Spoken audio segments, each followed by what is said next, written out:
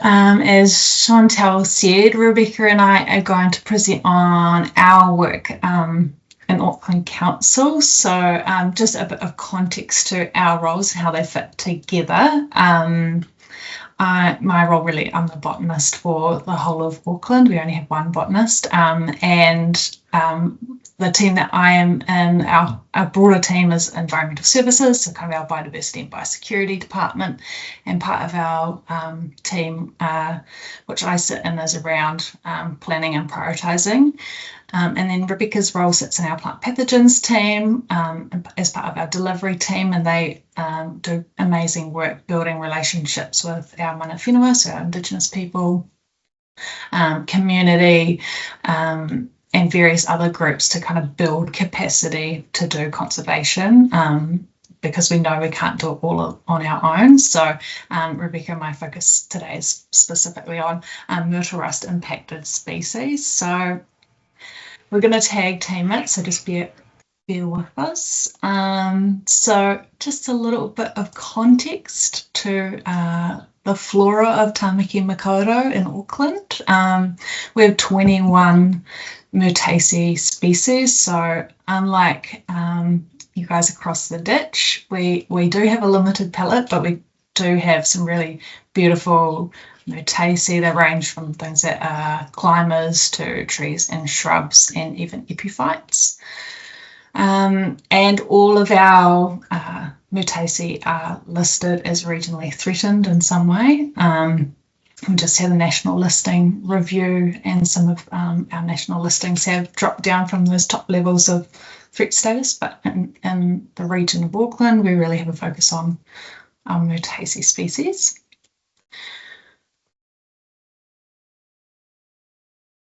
So you might have seen this before. To give you an idea of where Myrtle Rust is in our city, it's pretty much everywhere. Every star there is a report of Myrtle Rust. So there's high densities where more people live, but pretty much we've got Myrtle Rust across the entire city. And this overlays really with the distribution of all our myrtles. And one of the important things that we do in kind of a planning and a prioritisation sense is we need to know what we've got and where it is. And so we have these things called biodiversity focus areas. And so if you're carefully looking at this map, the orange areas are some of those focus areas for conservation. So every Myrtaceae has probably 2 to 3 of these areas that we will focus our management efforts on. And that is really important for us because we've got so many threatened plants in our area that we need to figure out what we can prioritise in terms of management and what resourcing we can provide to those. It's great that we have a plant pathogen team because they can spend a little bit more time looking specifically at our Myrtaceae. So this is a list of what we've got. So we have some Kunzias and Leptospermums, so we call them Manuka and Kanuka. I think our Leptospermums don't really look anything like your Leptospermums.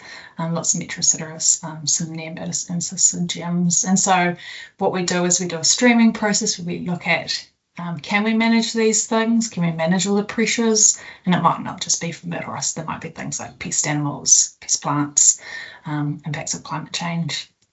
And then we look at, do we understand these population declines?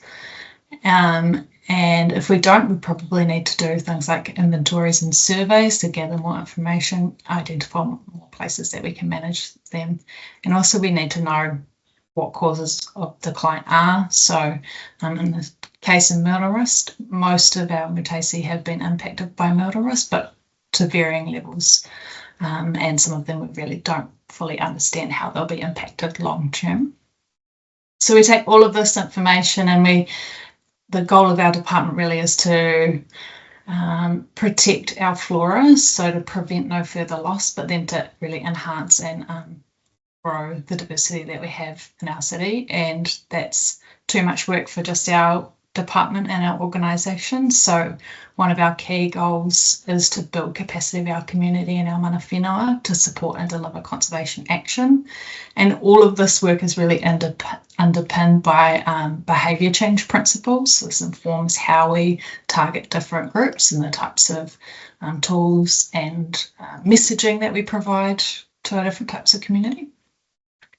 We also really want to ensure we have site-based experts. So we have lots of community across the region, and they tend to be based where they're interested in, near home, near their communities, near schools and things like that.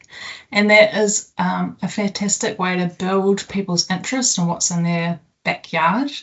And it also allows us as council staff to have people develop responsibility and long-term interest in projects, so that we move away from us being solely responsible for those projects, and hopefully we'll build more and more interest in conservation activity. And as I mentioned, we have these biodiversity focus areas, so that's really what drives our own work. But one thing we would like to see more of is our community aligned to those areas.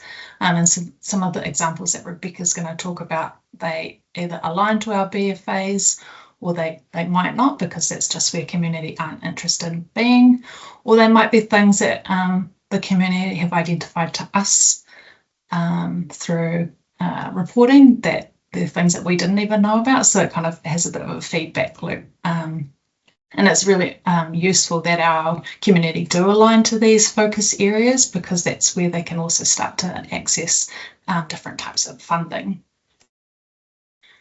And we've created this diagram to kind of give you an overview of some of the different things that we do and provide to our communities. So in terms of leading species recovery, community might be involved in one or many or all of these things. So they broadly fit into monitoring, and they might be accessing funding or tools or apps, using training or providing surveillance.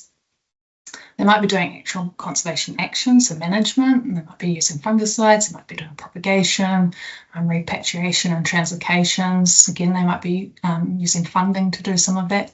And they also might be providing then an advisory role outside of council, so connecting the next layer of community outside these key community hubs. Within our organisation, we obviously have botanic gardens, and so they lead our ex situ conservation programs through living collections, nurseries and propagation. So I know you've heard lots about that through other previous talks in this series.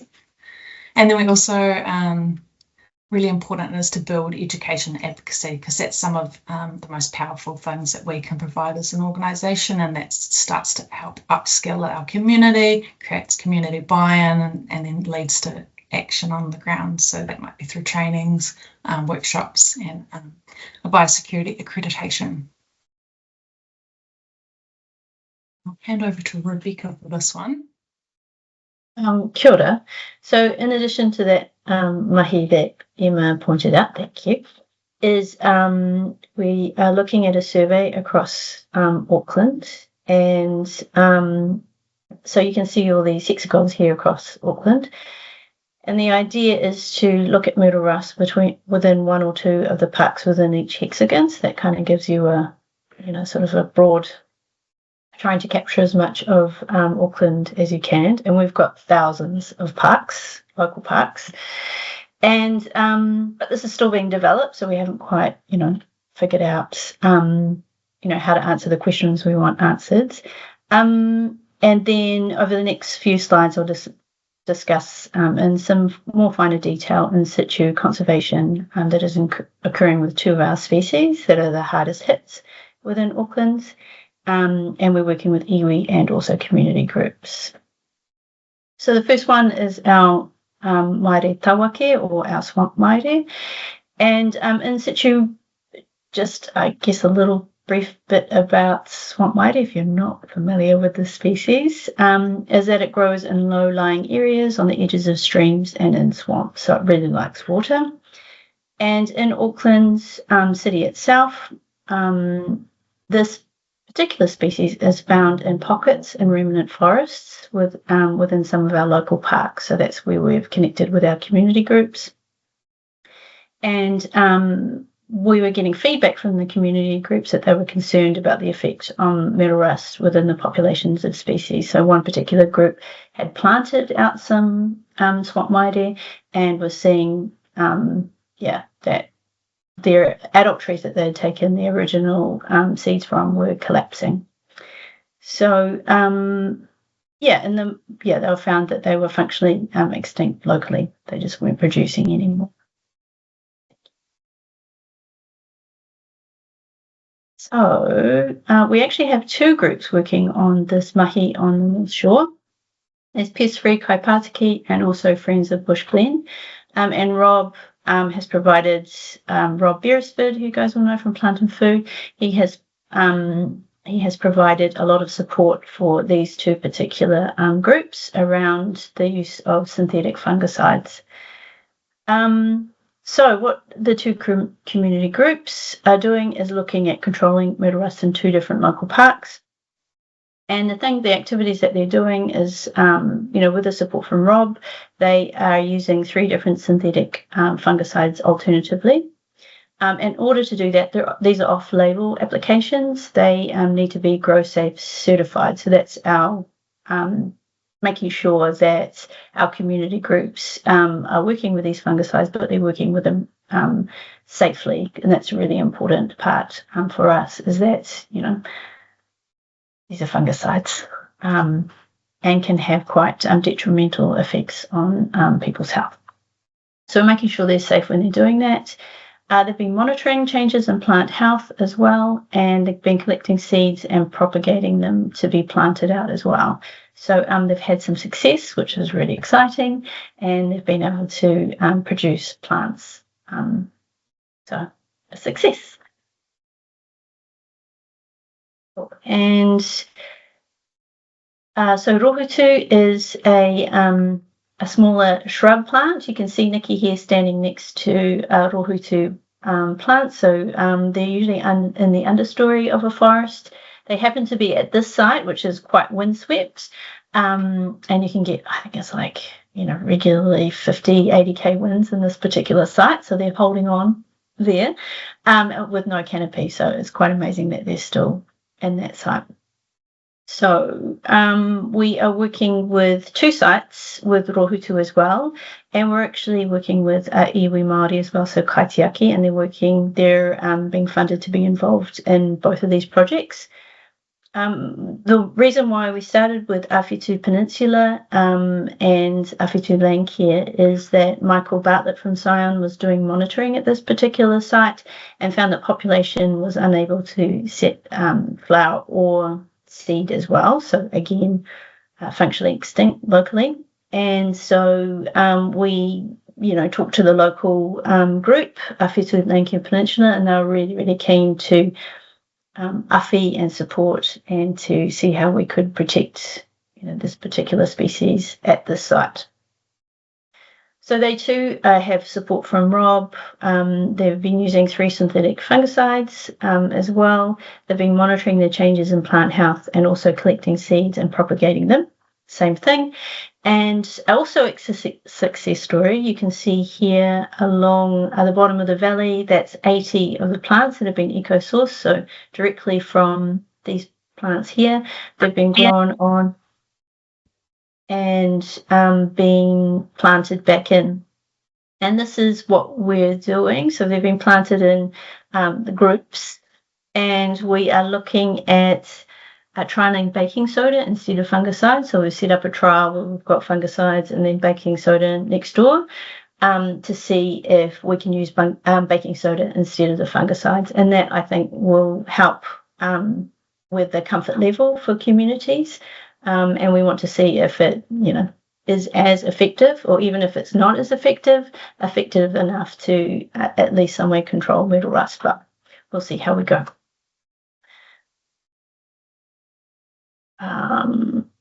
And the other site is in Woodhill, and that is whenua, Māori owned whenua, and we found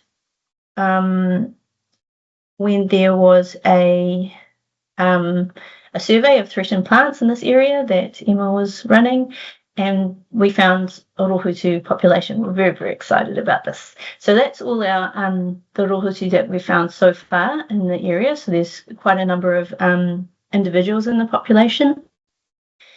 Many of the trees that were larger were near collapse, though, so they were not very healthy or had died already. But there was a number of seedlings present. So since then, Kaitiaki have been engaged to monitor a small proportion of this population to see if conservation intervention is required. We just didn't want to roll out, spraying and fungicide without actually having a really good understanding of whether these plants were able to set seed, flower and set seed. So that's the first step of that conservation conversation with mana whenua.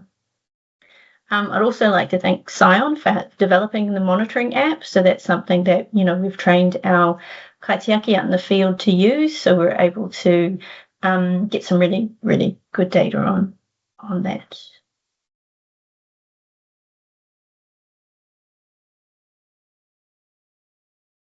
Sure. Did you want to speak to this, Emma, or is that me? You can if you want, but I'm happy to. Yeah, I think this. Is that okay? Yeah.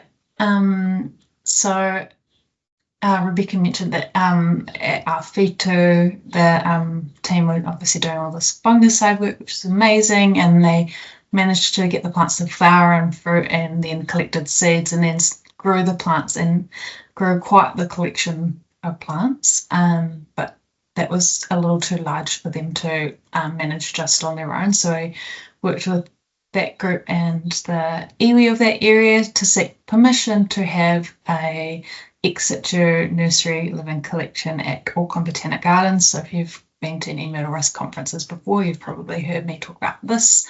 So this will be a permanent collection held probably forever, unless some amazing developments happen in the Myrtle Rust kind of technologies space. So this is managed in a glass house by Ella, who's a botanical records and conservation specialist at Auckland Botanic Gardens. They're on a relatively regular fungicide treatment, and they have kind of duplicates of these adults from the wild, and inspiration from one of the talks that Veronica gave a couple of months ago. We're looking at how we can manage this collection a bit more space efficiently. Rebekah mentioned the Woodhill population, and that's an incredibly regionally diverse population, and we'd probably like at some stage to represent that in ex situ as well. So we're going to need a lot more space, so we'll be looking at keeping these in smaller, deeper tubes and keeping these plants smaller, but allowing them to flower and fruit and collect seed, and then return that back to those community groups to grow and return into the wild. And I just wanted to touch on the kind of importance of connecting people with plants. That is probably one of the biggest things that we see as a success with the mahi that Rebekah and I do, is connecting the people with these plants and being able to share our knowledge with them. So this is an example of a species that's found outside of Auckland, but it's in the far north of New Zealand, called Ratanoiha, or Metrosideros bartlettii. So the Botanic Gardens are able to provide ex situ collections on behalf of the iwi, but also provide training opportunities, and also wonderful that this iwi has a vision for their plant. They want to return 1,000 plants back to the wild, and have asked Botanic Gardens to supply those plants. So there's this ongoing relationship, and every time plants leave Botanic Gardens, we have the iwi come in and visit those plants and give them a karakia, a blessing, before they journey back home. So it's a really wonderful opportunity to connect and have all generations seeing these plants at Botanic Gardens. And then if you haven't heard much about restoration in New Zealand, we rely very heavily on the use of mutaceae. Our manuka and kanuka are excellent plants in terms of healing and restoring the soil. They're very fast growing, they're easy to collect seed, they've got lots of seeds, they're easy to germinate in the nursery, and so usually our restoration plantings have somewhere around 50 to 60% of our plants being one of these two species. And so our concern in terms of Myrtle Rust is our reliance on these species. So that's really led us to look at our nursery hygiene and biosecurity practices. And Auckland Botanic Gardens was one of the first nurseries to pilot a national biosecurity program, which has now been called Plant Pass. So kind of hand over to Rebekah to talk a little bit about Council's role in Plant Pass. Yeah, so Plant Pass is New Zealand's version of making sure, well, helping our nurseries to have the best biosecurity outcomes for the plants and also for the environment. And as Emma said, Auckland Botanic Gardens was one of the pilots of Plant Pass.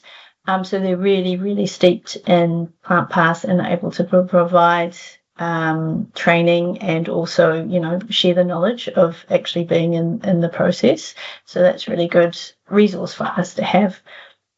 In terms of what Council have agreed to, we are asking all of our suppliers to be Plant Pass certified.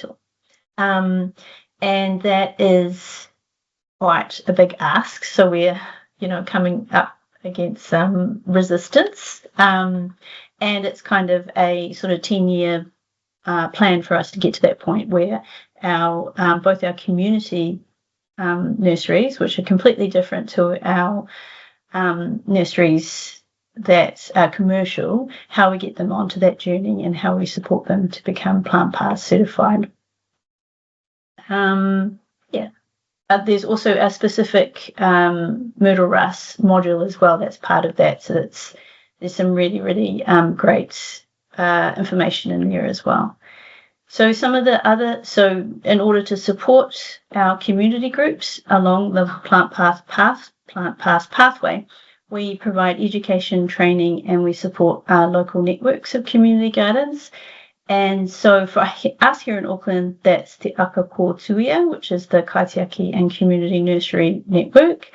And there's a great map here that shows our native plant nurseries in the Auckland region that are community run. So we have got, it's probably growing every single day. So we've got nearly 50 of them in that network. So we provide education, we provide training, and so the nursery that we had been working with, Awhitu Landcare, they're part of this network as well, and they have been funded to go along the Plant Pass journey. And so one of the things, for example, this year we held a training session with Myrtle Rust Control for that particular network. So there's some really great opportunities there. And we fund that. So I think we're in year 3, so we've still got another 7 years of funding to support this network and support their biosecurity objectives. So I think that's it. Yeah. And Emma and I would like to take this time to acknowledge all of the people who work in this space. So we have our iwi partners, so Ngāti Tiata and Awhitu, Ngāti Kuri, Ngā Maunga Whakahi o Kaipara, Ngā Here, Awhitu Landcare, Pest-Free Kaipātiki, so there are community groups, Plant and Food Research, Scion, and the Auckland Botanic Gardens. So